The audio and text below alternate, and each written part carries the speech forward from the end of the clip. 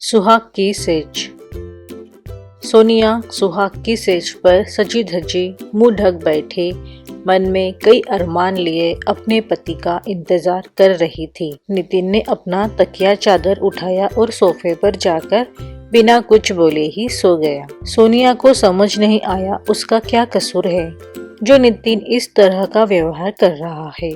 पूरी रात सोनिया बैठी रही और सोचती रही। फिर अगले दिन नितिन सामान बैग में भर रहा है। सोनिया ने पूछा, आप कहीं जा रहे हो? नितिन ने कहा, नौकरी पर मुंबई वापस जाना है और उसके बाद विदेश जाने के लिए वीजा का काम भी करवाना है। सोनिया भी नितिन के पीछे पीछे गई। सामान देख नितिन के पिताजी रमेश जी ने पूछा, कहाँ जा रहे हो इतनी सुबह बेटा सामान बांध कर? नितिन की माँ निर्मला जी ने कहा, बहू को तो साथ ले जा। नितिन ने गुस्से से कहा, ले जाऊंगा बाद में, पहले मुझे तो पहुंच जाने दो। अब क्यों पीछे पड़े हो? शादी की जिद लिए बैठे थे, लोग कर ली शादी मैंने, बस आप सबकी खुशी के लिए। अब तो चैन से रहने दो। फिर नितिन ने अपना सामान कैब में रखा और चला गया। उसने सोनिया की तरफ देखा भी नहीं। सोनिया जोर जोर से रोने लगी और बोलने लगी, क्या गलती है मेरी? किस बात की सजा मिल रही है मुझे? दरअसल उसके बचपन में ही उनके बड़ों ने सोनिया और नितिन का रिश्ता तय किया था, पर आगे की पढ़ाई करने के लिए नितिन मुंबई चला गया। बड़ों की खुशी के लिए नितिन ना चाहते हुए भी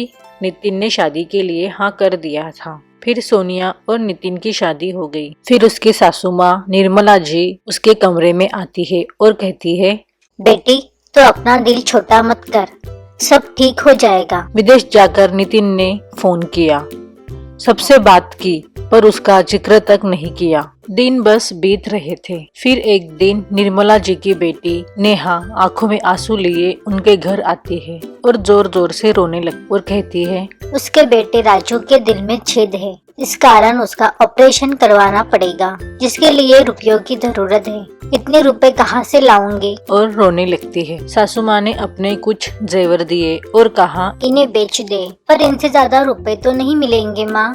पूजा ने कहा। इतने में सोनिया अपने जेवर लेकर आई और उसने नेहा को देते हुए कहा, आप इन्हें भी बेच दीजिए। सासू माँ ने कहा, हम ये कैसे ले सकते हैं सोनिया? सोनिया ने कहा, अभी जरूरत है तो बेच दे, गहनों का क्या, वो और भी नए आ जाएंगे। सासू माँ ने कहा, बहू तुम एक अनमोल मोती की तरह हो, पता नहीं मेरा बेटा इस मोती की कीमत कब समझेगा। राजू का ऑपरेशन अच्छे से हो गया। कुछ दिनों के बाद नितिन विदेश से घर आया और आते ही उसने सवालों की झड़ी लगा दी। उसने पूछा, माँ कैसी हो तुम? और राजू को क्या हुआ था? तुम सबने बताया क्यों नहीं मुझे? माँ ने कहा, बेटा मैं अच्छी हूँ, बीच में मेरी तबीयत बहुत खराब थी, पर बहू ने मेरी बहुत देखभाल की और राजू के ऑपरेशन के लिए बहू ने अपने गहने तक बेच दिए। नितिन खाना खाकर अपने कमरे में चला गया, पर उसके मन में बस यही चल रहा था, इस लड़की ने अपने गहने बेच दिए।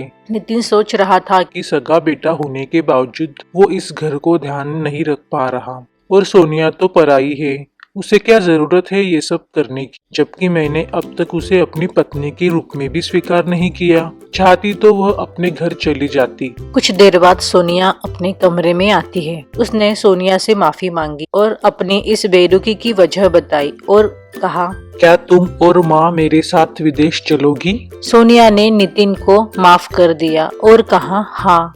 सोनिया कब से इस पल का इंतजार कर रही थी। उसे ये सब सपना लग रहा था। सोनिया कुछ देर बाद कमरे में आई तो देखा कि आज उसके सपनों की सुहाग वाली सेज फिर से सजी हुई है। धीरे से नितिन ने उसे अपनी बाहों में भर लिया। आज सोनिया सब कुछ भूलकर उन सुमधुर पलों में खो गई।